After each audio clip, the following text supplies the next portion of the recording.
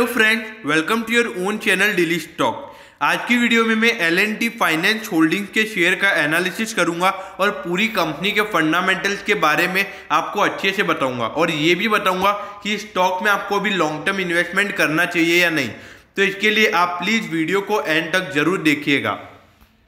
और अगर अभी तक आपने हमारे चैनल को सब्सक्राइब नहीं किया तो प्लीज़ आप सब्सक्राइब कर दीजिएगा, क्योंकि हम रोज़ हर एक शेयर का एनालिसिस लेके आते हैं और आप उस वीडियो को मिस नहीं कर पाए। इसलिए आप प्लीज़ हमारे चैनल को सब्सक्राइब कर दीजिएगा। तो सबसे पहले L&T फाइनेंस होल्डिंग कंपनी क्या काम करती है। तो L&T फाइनेंस होल्डिंग कंपनी एक non banking financial institution core investment company है। तो ये एक NBFC फर्म है। इसका मतलब ये है कि ये डिपॉजिट नहीं लेती है, पहले लोन देती है, फिर उसके ऊपर जो इंटरेस्ट मिलता है उसके ऊपर इनकी अर्निंग होती है।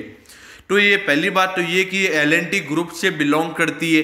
तो ये एक बहुत अच्छी बात है, क्योंकि L&T ग्रुप एक बहुत बढ़िया ग्रुप है और हर साल एक अच्छा खासा डिविडेंड भी देता है अपने शेयर होल्डर्स को, और उस शेयर ने कभी भी लोगों को क्या कहते हैं कि लॉस नहीं होने दिया है। लेकिन हम जानेंगे कि L&T फाइनेंस होल्डिंग भी उतनी बढ़िया कंपनी है या नहीं है। तो चलिए हम आगे चल के देखते हैं कि L&T फाइनेंस होल्डिंग कंपनी के फंडामेंटल्स कैसे हैं। अगर मैं इसकी मार्केट कैपिटलाइजेशन की बात करूं तो सिर्फ 14,000 करोड़ का ये मार्केट कैप वाला ये स्टॉक है। तो ये स्टॉक अभी मतलब देखा जाए तो एक तरीके से स्मॉल कैप ही है, थोड़ा सा ज़्यादा है स्मॉल कैप से, लेकिन एक तरीके से आप इसको स्मॉल कैप स्टॉक भी कह सकते हो।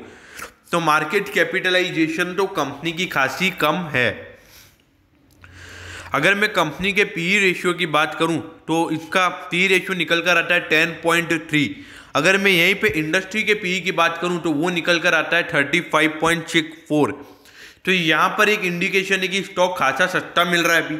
अगर इसको हम इंडस्ट्री के मुकाबले इसके जो कॉम्पिटिटर्स हैं उसके मुकाबले देखा जाए तो ये स्टॉक अभी आपको खासे अच्छे रेट पे मिल रहा है। और अगर आप इसको सिर्फ इंडस्ट्री के पीई पर भी इसको इमेजिन करते हो तो इंडस्ट्री के पीई तक भी अगर ये स्टॉक आता है तो भी आपको कम से कम 350% रिटर्न देखने को मिल सकते हैं अगर आप इस स्टॉक में अभी इन्वेस्टमेंट करते हो। तो अगर कंपनी के बुक वैल्यू की बात करें तो 73.41 की बुक वैल्यू है, जो कि अभी जो मार्केट प्राइस चल रही है उसके जस्ट आसपास की इसकी बुक वैल्यू है। तो इसकी प्राइस, इसका जो प्राइस टू बुक रेशियो है वो भी निकल कर आता है 0.97। तो प्राइस टू बुक रेशियो भी दिखा रहा है कि स्टॉक अभी अंडर वैल्यूड है। इस स्टॉक को अभी भी भागना बाकी है और इस स्टॉक में अभी भी मोमेंटम दिख सकता है आने वाले कुछ समय में। और अगर इसके डिविडेंड की अगर मैं बात करूं तो डिविडेंड परसेंटेज भी इसका 9% का है। अगर डिविडेंड यील्ड की बात करूं अगर मार्केट प्राइस के हिसाब से तो वो भी 1.26% निकल कर आता है। तो डिविडेंड तो देती है कंपनी, लेकिन थोड़ा सा नी के बराबर ही कंपनी डिविडेंड देती है। और अगर मैं कंपनी के डिलीवरेबल्स की बात करूं तो आज के दिन 24% डिलीवरेबल्स हुए हैं। तो यहाँ पर एक संकेत है कि डिलीवरी भी थोड़ी कम उठ रही है, तो इसके स्टॉक के अंदर थोड़ा इंट्राडे ज़्यादा हो रहा है। तो अब वो कैसे ज़्यादा हो रहा है देखिए, ये है 73 रुपीज़ का शेयर है। तो जिन लोगों के पास 50-60 हज़ार रुपये पड़े होते हैं तो वो इसमें सीधे से 500,000 शेयर ले लेते हैं। तो 500,000 के ऊपर अगर ये जैसे ही आधा रुपये बढ़ता है तो फिर वो उसको सेल कर देते हैं। तो इसीलिए स्टॉक में ज़्यादा मोमेंटम अभी नज़र नहीं आ रहा है, लेकिन मेरे को ऐसा लगता है कि लॉन्ग टर्म में ये एक आपको अच्छे रिटर्न दे सकता है। ऐसा क्यों, ये मैं आपको आगे चल के और फंडामेंटल्स में भी मैं आपको बताऊँगा। अब यहाँ पर आप ये कंपनी की जो टॉप लाइन है, जो कि कंपनी के रेवेन्यूज होते हैं, आप यहाँ पे देखोगे कि कंपनी के रेवेन्यूज हर साल बढ़ते हुए नजर आ रहे हैं और कंपनी के रेवेन्यू में कोई भी दिक्कतें नजर नहीं आ रही है। और ये सारे 14 के बाद 1000 करोड़ तक की ये अमाउंट है। छोड़िए इसको, तो एक्चुअल फिगर तो मैं आपको जब कंपनी का रेवेन्यू स्टेटमेंट बताऊंगा, जब मैं आपको ये बता ही दूंगा। तो देखिए पिछले 4 सालों से कंपनी का जो रेवेन्यू वाला चार्ट है वो हर साल बढ़ता हुआ नजर आ रहा है और इसमें कंपनी के लिए कोई भी दिक्कतें नहीं है। लेकिन इसमें एक दिक्कत है, वो है 2019 के मुकाबले कंपनी की प्रॉफिटेबिलिटी घटी है। अब वो क्यों घटी है उसका रीजन भी मैं आपको कंपनी के रेवेन्यू और इनकम स्टेटमेंट में बताने वाला हूँ। तो कंपनी के रेवेन्यू में कोई दिक्कत वाली बात नहीं है। दिक्कत वाली बात है तो वो है कंपनी के प्रॉफिट में, जो कि 2019 के मुकाबले गिरता हुआ नजर आया है। अब कंपनी के शेयर होल्डिंग पैटर्न की अगर मैं बात करूं तो 63%, जो कि L&T ग्रुप इसका जो शेयर होल्डर है 63% तो प्रमोटर्स के पास है। तो प्रमोटर मतलब जो मेन कंपनी के ओनर्स हैं उनके पास 63% की होल्डिंग पड़ी हुई है। म्यूचुअल फंड की नी के बराबर होल्डिंग है। DII की होल्डिंग लगभग 5% है। FII की होल्डिंग भी लगभग 7% है। लेकिन यहाँ पर अदर पार्टीज, जो कि आपके और मेरे जैसे छोटे मोटे रिटेल इन्वेस्टर्स हैं, उनकी होल्डिंग 25% है। तो यही एक बात है जिसकी वजह से ये शेयर थोड़ा गिरा हुआ मिल रहा है, क्योंकि यहाँ पर रिटेल इन्वेस्टर्स को लपेटा गया है और FII और DII द्वारा माल काटा गया है। जब इसके अंदर कोई DII और FII घुसेगा तो ये शेयर में आपको शार्प 2 या 3 महीने में 50% की बढ़ोतरी देखने को मिलेगी, लेकिन उसके लिए आपको वेट करना पड़ेगा। अब ये कंपनी के जो टॉप लाइन है वो मैं आपको एक्चुअल फिगर्स के साथ दिखा रहा हूँ। देखिए, कंपनी के मार्च 2018 में 10,226 करोड़ का कंपनी का टोटल इनकम था, मतलब कंपनी का रेवेन्यू। उसके बाद लगभग 3,000 करोड़ की बढ़ोतरी देखने को मिली है। फिर उसके बाद वापिस 1,200 करोड़ की बढ़ोतरी टोटल इनकम में आपको देखने को मिली है। लेकिन यहाँ पर अगर आप देखोगे कि जो कंपनी के जो बात हुई है वो है कंपनी के एक्सपेंसेस में। कंपनी के एक्सपेंसेस थोड़े से बढ़े हैं, लेकिन मेन दिक्कत जो आई है वो आई है इंटरेस्ट पेमेंट में। थोड़ा सा इंटरेस्ट पेमेंट ज़्यादा हुआ है, इसी के चलते मेरे ख्याल से शेयर में थोड़ा करेक्शन देखने को मिला है। लेकिन अगर एट दी एंड में कंपनी के नेट प्रॉफिट की बात करूं तो वो पिछले साल के मुकाबले 500 करोड़ घटा है। जबकि अगर मैं इनकम की बात करूं, कंपनी के रेवेन्यू की बात करूं तो वो 1,200 करोड़ बढ़ी है। तो अगर ऑन एन एवरेज कंपनी की जो नेट प्रॉफिट है वो 1,700 करोड़ घटा है एक तरीके से देखा जाए तो। लेकिन इसके अंदर से कंपनी का जो मेन दिक्कत वाली बात है वो है इंटरेस्ट पेमेंट। कंपनी का इंटरेस्ट पेमेंट लगभग 800 करोड़ बढ़ा है इस साल। लेकिन इसमें कोई दिक्कत वाली बात नहीं है। क्यों? क्योंकि ये एक NBFC फर्म है, यहाँ पे आपको इंटरेस्ट पेमेंट जरूर नजर आएगा, क्योंकि इनको उधारी पे पैसा लेना पड़ता है फिर लोगों को देना पड़ता है। ये एक बैंक नहीं है, क्योंकि बैंक को तो क्या एक तरीके से डिपॉजिट मिल जाते हैं, लेकिन इनको उधारी नहीं लेंगे तो ये फिर अपने दूसरे लोगों को पैसे कैसे देंगे, अपना धंधा कैसे चलाएंगे। तो यहाँ पर इंटरेस्ट पेमेंट को आपको इग्नोर करना चाहिए, और अगर ये धंधा बढ़ेगा तो हर साल इंटरेस्ट पेमेंट भी आपको बढ़ता हुआ नजर आएगा। अब यहाँ पर जो कंपनी की अगर प्रॉफिटेबिलिटी गिरी है तो उसी के चलते कंपनी का जो अर्निंग पर शेयर है वो भी गिरता हुआ नजर आया है। देखिए, कंपनी का जो रेवेन्यू स्टेटमेंट है उसमें मेन दिक्कत क्या है कि हर साल जो प्रॉफिट मतलब जो कंपनी का रेवेन्यू था वो 3-4 हज़ार करोड़ बढ़ रहा था, लेकिन इस बार वो सिर्फ 1,200 करोड़ बढ़ा है। तो मेरे ख्याल से ये भी एक दिक्कत हो सकती है। लेकिन अगर आगे चल के मेरे ख्याल से इसमें कोई दिक्कतें नजर नहीं आएगी, क्योंकि कंपनी का एक पुअर परफॉर्मेंस ही अपने को एक अपॉर्चुनिटी देता है कि हम अपन उस शेयर में फिर से इन्वेस्टमेंट कर पाए। तो यहाँ पर मैं अर्निंग पर शेयर की बात कर रहा था। देखिए, अगर कंपनी का प्रॉफिट गिरा है तो सीधी सी बात है कि कंपनी का अर्निंग पर शेयर भी गिरेगा। लेकिन अर्निंग पर शेयर को अगर हम इंडस्ट्री के PE के मुकाबले देखा जाए तो ये फिर भी अभी आपको सस्ता मिल रहा है। अगर आप इसको 35 टाइम जो कि इंडस्ट्री का PE चल रहा है तो उसके हिसाब से ये प्राइस 270 रुपीज़ निकल कर आती है। अगर मैं इसको भी अगर निकाल के देखूँ तो आप देखिए, अगर इंडस्ट्री के PE का भी अगर प्राइस हो जाता है तो भी 270 रुपीज़ आपको फ्यूचर में देखने को मिल सकता है। और अगर कंपनी के बुक वैल्यू की बात करूं तो कंपनी की बुक वैल्यू एक स्ट्रॉन्ग पोजीशन दिखा रही है। कंपनी की बुक वैल्यू हर साल बढ़ती हुई नजर आ रही है। भले ही कंपनी को प्रॉफिट कम हुआ है, लेकिन जो कंपनी की बुक वैल्यू है वो दिखा रही है कि कंपनी को कोई दिक्कतों का सामना नहीं करना पड़ रहा है। बस वो थोड़े से एक्सपेंसिव और इंटरेस्ट पेमेंट के चलते या फिर कंपनी का जो टैक्स इनकम है उसको भी ज़्यादा मतलब टैक्स पेमेंट भी ज़्यादा हुआ है, उसके चलते थोड़ी सी दिक्कतें हुई हैं। बाकी कंपनी में कोई भी दिक्कत वाली बात नजर नहीं आ रही है। कंपनी की अगर ग्रॉस प्रॉफिट मार्जिन परसेंटेज की बात करूं तो इसमें भी हर साल एक कंसिस्टेंसी नजर आ रही है और ज़्यादा गिरावट इसमें भी आपको देखने को नहीं मिली है। क्योंकि देखिए, 2018 में 68%, फिर 2019 में 76% और वापिस 2020 में 72%। तो हर साल ग्रॉस प्रॉफिट मार्जिन परसेंटेज 70 से ऊपर रह रहा है। तो ये एक बढ़िया बात है कंपनी के शेयर होल्डर के लिए भी और कंपनी के नज़रिए से भी। कंपनी का ऑपरेटिंग मार्जिन परसेंटेज भी लगभग हर साल कांस्टेंट ही नजर आ रहा है, लेकिन अगर 70 से ऊपर है तो 3-4% भी एक तरीके से कांस्टेंट सी नजर आती है। तो इसमें भी मेरे को कोई दिक्कतें नजर नहीं आ रही है। अगर कंपनी के नेट प्रॉफिट मार्जिन परसेंटेज की बात करें तो ये तो मैंने आपको बताया कि कंपनी का नेट प्रॉफिट गिरा है, तो यहीं पे एक थोड़ी सी दिक्कत बनी हुई है, लेकिन इसका रीजन मैंने आपको बता दिया है कि थोड़ा सा इंटरेस्ट पेमेंट ज़्यादा हुआ है, एक्सपेंसेस ज़्यादा हुए हैं और टैक्स पेमेंट भी कंपनी का ज़्यादा हुआ है। तो मेरे ख्याल से क्या मालूम गवर्नमेंट ने थोड़ा टैक्स ज़्यादा कर दिया हो, तो उसके चलते भी आपको शेयर में गिरावट देखने को मिल रही हो।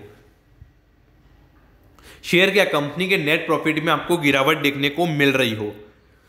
अगर मैं कंपनी के रिटर्न ऑन इक्विटी परसेंटेज की बात करूं तो देखिए, अगर कंपनी का नेट प्रॉफिट गिरा है तो पिछले साल के मुकाबले रिटर्न ऑन इक्विटी परसेंटेज भी आपको गिरता हुआ नजर आ रहा है, लेकिन 11% भी एक तरीके से रीजनेबली ओके।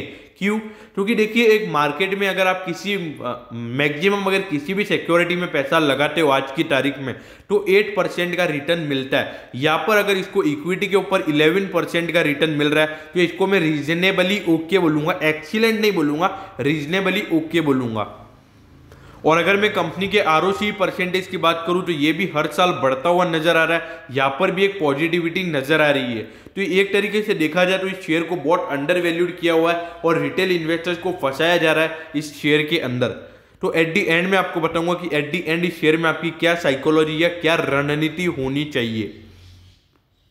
अगर मैं कंपनी के रिटर्न ऑन एसेट परसेंटेज की बात करूं तो कंपनी का रिटर्न ऑन एसेट परसेंटेज भी हर साल थोड़ा कम थोड़ा ज़्यादा हो रहा है, लेकिन इस साल तो कंपनी का प्रॉफिट गिरा है तो रिटर्न ऑन एसेट परसेंटेज भी आपको ज़्यादा वैल्यूएबल नज़र नहीं आएगा। और अगर आप यहाँ पे एक जो बहुत ही पॉजिटिव चीज़ है वो है इस कंपनी का करंट रेशियो। आप देखिए, कंपनी का करंट रेशियो हर साल बढ़ रहा है और यहाँ पर क्या संकेत नज़र आ रहा है। देखिए, अगर जिस कंपनी का करंट रेशियो हर साल बढ़ता है तो उसका मतलब ये है कि उस कंपनी की करंट लाइबिलिटीज हर साल कम हो रही है और करंट एसेट हर साल बढ़ते जा रहे हैं। और अगर देखिए, इस कंडीशन में अगर ये कंपनी है तो इनको मिनिमम 10 साल तक तो कंपनी को अपने करंट लाइबिलिटीज को पे करने में कोई भी दिक्कतें नहीं होंगी। और इसका क्विक रेशियो भी वैसा ही है, तो इसके क्विक लाइबिलिटीज को भी पे करने में कंपनी को कोई दिक्कतें नहीं होंगी। तो यहाँ पर जो कंपनी की जो लिक्विडिटी पोजीशन है उसमें मेरे को कोई भी दिक्कतें नजर नहीं आ रही है। अब ये देखिए, कंपनी का डेट टू इक्विटी रेशियो ये खासा ज्यादा है, लेकिन मेरे ख्याल से ये थोड़ा हद से ज्यादा है। और ये लेकिन एक पॉजिटिविटी इसमें बात ये है कि 2019 के मुकाबले इसमें आपको गिरावट देखने को मिली है। और मेन दिक्कत क्या है कि ये गिरावट आपको जितना कंपनी का टोटल डेट था उसमें नहीं हुई है। कंपनी ने सपोज इक्विटी बढ़ गई होगी तो उसके बिहाफ पे थोड़ा रेशियो कम होता हुआ नजर आया है। लेकिन मेरी बात माने, ये एनबीएफसी फर्म है। अब एनबीएफसी फर्म है तो क्या होगा कि इनको पहले लोन लेना पड़ता है, उसके बाद ये पैसे देते हैं। तो इनका में जो डेट टू इक्विटी रेशियो है वो मैक्सिमम 10 तक मैं इसको देख सकता हूँ। अगर ये 10 से ऊपर जाता है तो आपको इस कंपनी के शेयर को एग्जिट कर लेना चाहिए, ऐसा मेरा मानना है। और अगर कंपनी का डेट इतना ज़्यादा है तो इंटरेस्ट कवरेज रेशियो की अगर बात की जाए तो ये भी एक कंसिस्टेंसी नज़र आ रही है इसके अंदर भी, और हर साल इंटरेस्ट कवरेज रेशियो भी कांस्टेंट रह रहा है। तो यहाँ पर भी मुझे कोई दिक्कतें नज़र नहीं आ रही है। तो अभी तक हमने जितने भी कंपनी के रेशियोज या फिर कंपनी के जितने भी फंडामेंटल्स देखे वो एक तरीके से ये संकेत दे रहे कि कंपनी में लॉन्ग टर्म इन्वेस्टमेंट किया जा सकता है और अच्छे समय तक इसमें आप बने रह सकते हो। अब कंपनी के मैं सेल्स परसेंटेज की बात करूं तो सेल्स परसेंटेज भी हर साल कांस्टेंट ही नज़र आ रहे हैं। इसमें भी मेरे को एक तरीके से देखा जाए तो कोई दिक्कतें नज़र नहीं आ रही है। तो यहाँ पर भी आप एक तरीके से देखा जाए तो इसमें ये भी एक पॉजिटिव ही है मेरे ख्याल से। अगर कंपनी के नेट प्रॉफिट परसेंटेज की बात की जाए तो कंपनी का नेट प्रॉफिट परसेंटेज के CAGR के पिछले 3 साल में 2019 के मुकाबले खासा गिरा है। इसका रीजन भी मैंने आपको बता दिया कि कंपनी का नेट प्रॉफिट गिरा है और आपको इसमें एक अपॉर्चुनिटी मिली है कि आप इस शेयर में इन्वेस्टमेंट अब कर सकते हो लॉन्ग टर्म के लिए। और कंपनी की अगर मैं ब्रांचेस की बात करूं, ये तो अभी तक मैंने कंपनी के फंडामेंटल्स की बात की थी। अब मैं और एक अच्छी चीज़ों के लिए आपके लिए बात करता हूं। देखिए, कंपनी की पूरे इंडिया के अंदर 221 ब्रांचेज हैं। तो ये एक तरीके से देखा जाए तो स्मॉल कैप है। कंपनी की ब्रांच भी इतनी ज़्यादा नहीं खुली है। जब कंपनी की ब्रांचेस भी हद से ज़्यादा हो जाएगी, 1000 ब्रांचेस हो जाएगी, तो तब आप सोचिए कि कंपनी का जो रेवेन्यू है वो 5 गुना हो जाएगा और प्रॉफिट भी 5 गुना होता नजर आएगा। और इसके मीटिंग सेंटर्स की बात की जाए, जहाँ पे ये छोटे लोन प्रोवाइड करवाता है, वो भी 1532 मीटिंग सेंटर्स हैं। और अगर कंपनी के कस्टमर बेस की बात की जाए तो 130 लाख से भी ज़्यादा कंपनी के कस्टमर्स हैं। तो 130 लाख यानी 1.3 करोड़, मतलब एक तरीके से आप 1.5 करोड़ कस्टमर्स कंपनी के हैं। और अगर कंपनी के एम्प्लॉयज़ की बात की जाए तो कंपनी ने लगभग 23,000 एम्प्लॉयज़ को अपने क्या कहते हैं कि अपनी फॉर्म के अंदर रिक्रूट किया हुआ है। तो इतने सारे एम्प्लॉयज़ को, मतलब इतनी एम्प्लॉयमेंट अपॉर्चुनिटीज़ कंपनी ने क्रिएट की है। तो इसके अंदर कंपनी खासी अच्छी है। मेरे ख्याल से आने वाले कुछ समय में ये आपको 50,000 करोड़ का मार्केट कैप वाला स्टॉक भी होता हुआ नजर आएगा। अब एट दी एंड हमें ये बात कर लेते हैं कि L&T फाइनेंस को आपको किस प्राइस पे बाय करना है। देखिए, ये L&T ग्रुप से बिलोंग करता है, तो इसमें एक तरीके से ये बात तो पक्की है कि कंपनी कहीं जाएगी नहीं। लेकिन ऑल्दो अगर कंपनी के थोड़े से धीरे धीरे अगर कंपनी का प्रॉफिट गिरता जाता है तो वो एक दिक्कत वाली बात है, तो आपको वो भी पता रहना चाहिए। तो देखिए, इस शेयर को अगर आप इसके ऑल टाइम हाई से कंपेयर करोगे तो ये 213 का इसका ऑल टाइम हाई है और अभी आपको 73 के रेटों पे मिल रहा है। तो मतलब ऑल टाइम हाई से ये लगभग आपको 200% डिस्काउंट पे मिल रहा है। तो आपको इस शेयर को एक तरीके से बाय करना चाहिए, ऐसा मेरा मानना है। देखिए, ये शेयर मेरे ख्याल से तो लॉन्ग टर्म में आपको मिनिमम 100% रिटर्न तो ये शेयर जरूर देगा। और आने वाले समय में, अभी इसका थोड़ा जो समय है वो थोड़ा बुरा चल रहा है, तो इसी वक्त आपको इसमें इन्वेस्टमेंट करने की एक अपॉर्चुनिटी आपको इसमें नजर आ रही है। तो मेरे ख्याल से आपको इसमें इन्वेस्टमेंट करना चाहिए और लंबे समय तक करना चाहिए। अगर आप इसमें 3-4 साल तक बने रहते हैं, मतलब इसमें इन्वेस्टेड रहते हैं इस शेयर के अंदर, तो आराम से आपको 100% रिटर्न देखने को मिल सकते हैं। और जबकि अगर आप FD में पैसा डालते हो तो आपको 30% ही रिटर्न मिलेगा। लेकिन मैं गलत भी हो सकता हूं कि, मतलब मैं बोल रहा हूं कि इसमें 100% रिटर्न मिलेगा, तो इसमें मैं गलत भी हो सकता हूं। तो इसीलिए आप अपने फाइनेंशियल एडवाइजर से पूछ के ही इसके अंदर इन्वेस्टमेंट करें। और अपने कोई अपना जो घर का भाई वगैरह हो, आपका कोई दोस्त हो, उससे भी पूछ के इसमें इन्वेस्टमेंट करें। क्योंकि जरूरी नहीं कि मैं हमेशा सही हूं, मैं गलत भी हो सकता हूं। तो अगर आपको L&T फाइनेंस होल्डिंग कंपनी का एनालिसिस अच्छा लगा हो तो प्लीज़ आप कमेंट सेक्शन में ज़रूर बताइएगा। और अगर आपको किसी भी कंपनी के शेयर का एनालिसिस चाहिए हो जिसमें आपने इन्वेस्टमेंट कर रखा है या आपको करना है कि नहीं करना चाहिए इसमें, तो आप उसके रिगार्डिंग भी कमेंट कर सकते हो। और अगर आपको वीडियो अच्छी लगी हो तो प्लीज़ आप वीडियो को लाइक कर दीजिएगा और अपने दोस्तों के साथ शेयर कीजिएगा। इससे मुझे मोटिवेशन मिलता है कि मैं आपके लिए और ऐसी वीडियो ला सकूं। Okay, thank you.